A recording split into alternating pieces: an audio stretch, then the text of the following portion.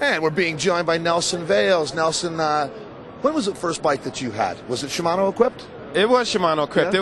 I was a young kid then. That was back in the late 60s, early 70s. Most of you kids wasn't born yet then. But yeah, I had a little racer bike that my brother had given me as a child, and Central Park was my playground. And you grew up in Manhattan?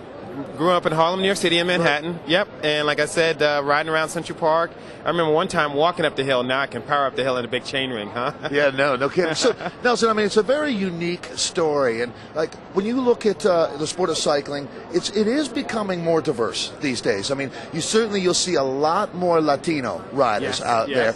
And you know, what do we need to do if we want to have a broader spectrum of riders out there? I mean, like obviously teams like Rock Racing are doing, you know, Rasan Bahati is kind of the new Nelson Vales in a lot of ways. He's certainly fast. True. Yep. But I'm very proud of him. What is it? Is it because of, you know, socioeconomic issues? Because you ended up on a bike. You ended up at the Olympic Games. What I say to that, Dave, is that, and I have been doing this, I lend my name to all kinds of kids programs. There's a kids program out of the Bronx, New York City called I Challenge Myself.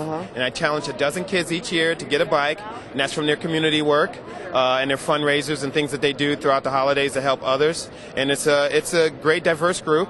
Also, there's a new group I'm working with out of New York City called Camp Interactive. So these kids, they go hiking. They sent them up to Aspen for skiing. The new thing now is bicycling. So with the cycling things in Central Park and work with the different bike manufacturers, that's why I'm here at the bike show, to help lend and offer these kids some bicycles so that they can continue on, and then we can have another Nelson Vales out there. We were waiting, you know, we really are. Yeah. So when you reflect back on your silver medal at the '84 Olympic Games, you know, I mean, it's something that I've got to imagine, it's an incredible moment, but is it something that tends to pigeonhole or define you as well? Well, you know something, Dave, you know, now that it's 23 years ago, I get now to appreciate it. You know, as a national team member, world-class cyclist, it was expected of me, I guess, after making the team. You know, you just look, you know, any cyclist that's in the public eye now, it's expected for them.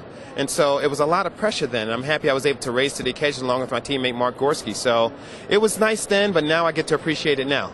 Good. And so one of the things I've noticed is we see you at races all the time, at just about every medalist event you're out there. Are you still as much of a fan as you've always been? Always been a big cycling fan. That's why I'm involved in it. Work for the airlines now, starting the new month with Frontier, so I'll be on a Frontier aircraft. And that's what gets me to all these events as well. But at the same time, work with Vales and all the other cycling events nationwide. You'll always see me in the car up front. Well, you got to convince Frontier that let bikes fly for free. What do you think? I'll send a letter. All right, good. Okay, on everyone's behalf out there. Hey, Nelson, well, thanks a lot. Thanks for everything you do for the sport. All right, thank you.